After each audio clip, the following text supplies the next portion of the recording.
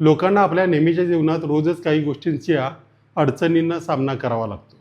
उदाहरणार्थ तुम्ही लक्ष्मी रोडवर जाता काहीतरी खरेदी करण्यासाठी, स्वतःची दुचाकी घेऊन जाता किंवा चारचाकी घेऊन जाता, परंतु अचानक तुम्हाला आढळतं की ज्या दुकानात तुम्हाला जायचं आहे त्याच्यासमोर जिथं पार्किंग आहे त्या जागेवर जाळी टाकून अडथळा निर्माण केला जातो, कारण ती जागा त्याला वाटतं की ती स्वतःची आहे किंवा स्वतःची आहे असं समजून त्याने ती टाकलेली आहे. त्या सगळ्या ज्या जागा आहेत या लोकांच्या पार्किंगसाठी ठेवलेल्या आहेत, लोकांच्या सोयीसाठी ठेवल्या आहेत.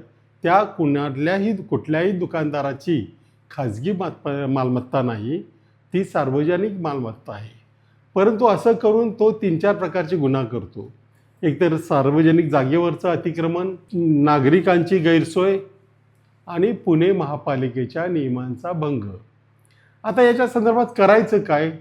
करता येण्यासारखं बरंच आहे, परंतु तुम्हाला तिथल्या तिथं ज्या वेळेला न्याय हवा असतो त्यावेळेला शेजारची पोलीस चौकी किंवा तिथला जो कोणी ट्रॅफिकचा हवालदार आहे त्याच्याकडे तुम्हाला तक्रार करता येईल.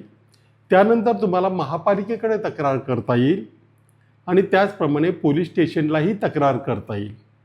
परंतु हे करताना 2-3 गोष्टींची दक्षता घ्यावी लागेल की त्याने, त्या दुकानदाराने किंवा ते जो कोणी व्यवसाय आहे त्याने कशा पद्धतीने अतिक्रमण केलं आहे हे तुम्हाला पटवून द्यावं लागेल. आणि त्याच्यासाठी त्या जागेचा फोटो काढणं, त्या जागेवर कुणाला तरी उभं राहून, म्हणजे ते काढतानाही काळजी घ्यावी लागेल की केवळ फोटो काढला आणि पाठवला असं करून चालणार नाही. तर शक्य झाल्यास त्या दिवशीचं ताजं वर्तमानपत्र घेऊन जर तुम्ही उभं राहिलात तर तो फोटो त्याच दिवशीचा आहे, म्हणजे आम्ही अमुक वेळेला गेलो होतो वगैरे वगैरे सांगणं सोपं होईल. एवढी काळजी घेतल्यानंतर आणखी एक पुणे महापालिकेच्या बाबतीत एक विशेष गोष्ट आहे की PMC केअर नावाचं पुणे महापालिकेचं एक ट्विटर हँडल आहे. त्या ट्विटर हँडलवर जरी तुम्ही तक्रार पाठवलीत आणि आयुक्तांसह सगळ्यांना टॅग केलं, विशेषतः अतिक्रमण विभाग वगैरे वगैरेंना, तर त्याचं उत्तर मिळण्याची शक्यता असते. काही वेळेला ते खोटं उत्तर देतीलही, परंतु त्याचा पाठपुरावा करावा लागेल.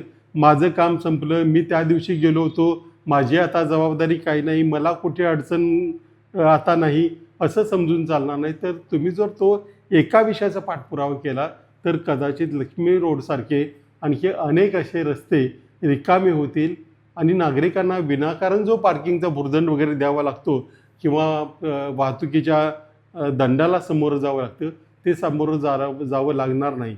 परंतु पाठपुरावा हा निश्चितपणे आवश्यक आहे.